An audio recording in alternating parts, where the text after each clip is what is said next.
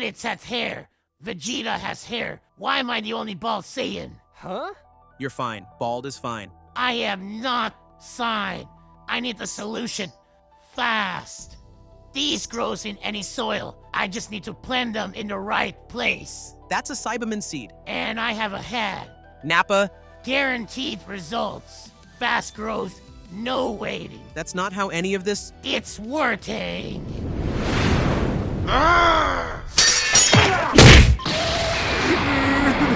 Yeah, I'm still bald. This is every get-rich-quick scheme ever. You take something real money, real time, real hope, and you put it somewhere that promises fast results. It feels like it's working. Then it explodes. And you're still exactly where you started, except now everything around you is on fire. I just wanted hair. Everyone just wants the fast version. The crypto pump, the dropshipping course, the thing that works in 30 days. It's always the same.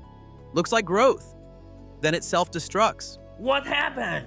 I tried to grow hair with Saibamen.